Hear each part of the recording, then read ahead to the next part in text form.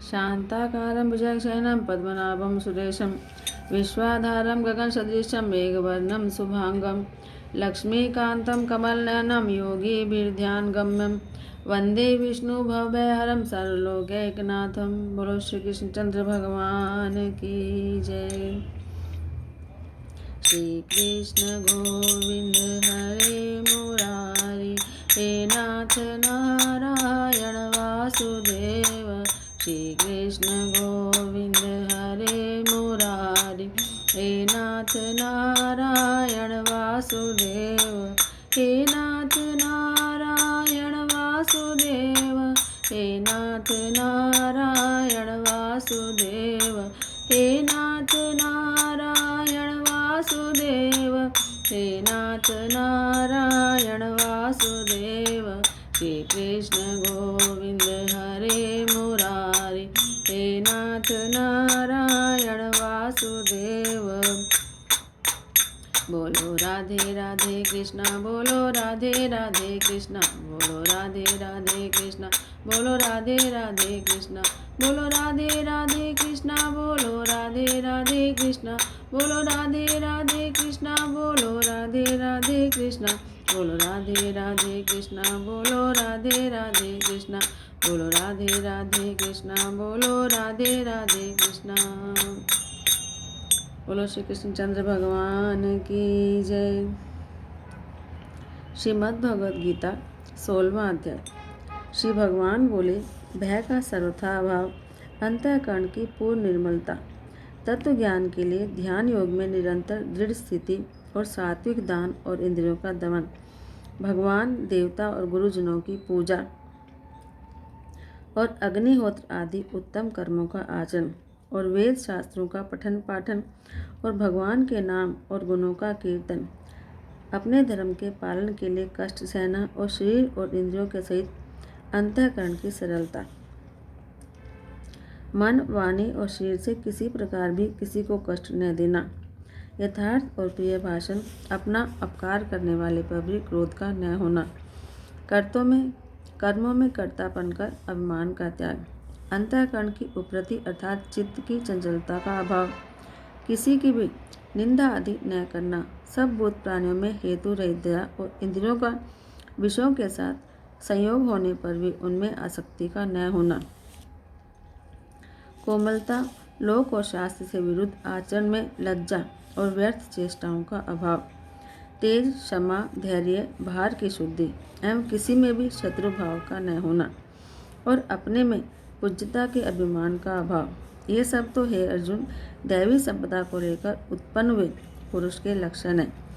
हे पार्थ, दंभ, घमंड और अभिमान और क्रोध, कठोरता और अज्ञान भी, और ये सब आश्रय समता को लेकर उत्पन्न हुए पुरुष के लक्षण हैं। दैवी संपदा मुक्ति के लिए और आश्रय संपदा बांधने के लिए मानी गई है। इसलिए हे अर्जुन, तू शोक मत कर, क्योंकि तू दैवी संपदा को लेकर उत्पन्न हुआ है।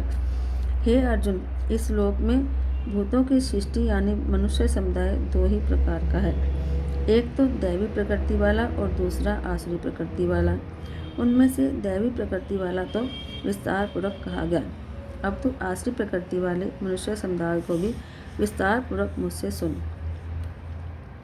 आसुर स्वभाव वाले मनुष्य प्रवृत्ति और निवृत्ति इन दोनों को ही नहीं जानते, इसलिए उनमें न तो बाहर भीतर की शुद्धि है और न शिष्ट आचरण है और न सत्य भाषण ही है। वे आसुरी प्रकृति वाले मनुष्य कहा करते हैं कि जगत आश्रय रहित सर्वथा सत्य असत्य बिना ईश्वर के अपने आप केवल स्त्री पुरुष के संयोग से उत्पन्न है, अतएव केवल काम ही इसका कारण है, इसके सिवाय और क्या है। इस मिथ्या ज्ञान को अवलंबन करके जिनका स्वभाव नष्ट हो गया है और जिनकी बुद्धि मंद है, वे सबका अपकार करने वाले क्रूर कर्मी मनुष्य केवल जगत के नाश के लिए समर्थ होते हैं। वे दंभ, मान और मद से युक्त मनुष्य किसी प्रकार भी पूर्ण न होने वाली कामनाओं का आश्रय लेकर अज्ञान से मिथ्या सिद्धांतों को ग्रहण करके भ्रष्ट आचरणों को धारण करके संसार में विचरते हैं तथा वे मृत्यु पर्यंत रहने वाली असंख्य चिंताओं का आश्रय लेने वाले, विषय भोगों के भोगों में तत्पर रहने वाले और इतना ही सुख है इस प्रकार मानने वाले होते हैं। वे आशा की सैकड़ों फांसियों से बंधे हुए मनुष्य काम क्रोध के परायण होकर विषय भोगों के लिए अन्यायपूर्वक धन आदि पदार्थों का संग्रह करने की चेष्टा करते हैं। वे सोचा करते हैं कि मैंने आज यह प्राप्त कर लिया और अब इस मनोरथ को प्राप्त कर लूँगा। मेरे पास यह इतना धन है और फिर भी यह भी हो जाएगा। यह शत्रु मेरे द्वारा मारा गया और उन दूसरे शत्रुओं को भी मैं मार डालूँगा। मैं ईश्वर हूँ, ऐश्वर्य को भोगने वाला हूँ।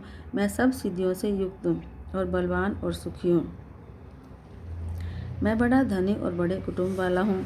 मेरे समान दूसरा और कौन है। मैं यज्ञ करूँगा, दान करूँगा, आमोद प्रमोद करूँगा। इस प्रकार अज्ञान से मोहित रहने वाला और अनेक प्रकार से भ्रमित चित्त वाले, मोह रूप जाल से समावित और विषय भोगों में अत्यंत आसक्त आसुर लोग महान अपवित्र नरक में गिरते हैं। वे अपने आप को ही श्रेष्ठ मानने वाले घमंडी पुरुष धन और मान के मत से युक्त होकर केवल नाम मात्र के यज्ञों द्वारा पाखंड से शास्त्र विधि रहित यजन करते हैं। वे अहंकार, बल, घमंड, कामना और क्रोधादि से परायण और दूसरों की निंदा करने वाले पुरुष अपने और दूसरों के शिर में स्थित मुझ अंतर्यामी से द्वेष करने वाले होते हैं। उन द्वेष करने वाले पापाचारी और कुकर्मी नराधमों को मैं संसार में बार बार आसुरी योनियों में ही डालता हूँ। हे अर्जुन, वे मूढ़ मुझको न प्राप्त होकर जन्म जन्म में आसुरी योनियों को प्राप्त होते हैं और फिर उससे भी अधिक नीच गति को प्राप्त होते हैं, अर्थात घोर नरकों में गिर पड़ते हैं। काम, क्रोध और लोभ ये 3 प्रकार के नरक के द्वार आत्मा का नाश करने वाले और उसको अधोगति में ले जाने वाले हैं। अतएव इन तीनों का त्याग कर देना चाहिए। हे अर्जुन, इन तीनों नरक के द्वारों से मुक्त पुरुष अपने कल्याण का आचरण करता है। इससे वह परम गति को पाता है, अर्थात मुझको प्राप्त हो जाता है। जो पुरुष शास्त्र विधि को त्याग कर अपनी इच्छा से मनमाना आचरण करता है, वह न सिद्धि को प्राप्त होता है, न परम गति को और न सुख को। इससे तेरे लिए इस कर्तव्य और अकर्तव्य की व्यवस्था में शास्त्र ही प्रमाण है। ऐसा जानकर तो शास्त्र विधि से नियत कर्म ही करने योग्य है। बोलो श्री कृष्णचंद्र भगवान की जय। श्रीमद् भगवद गीता के 16वें अध्याय का महात्म। श्री महादेव जी कहते हैं कि पार्वती, अब मैं गीता के 16वें अध्याय का महात्म बताऊंगा, उसे सुनो।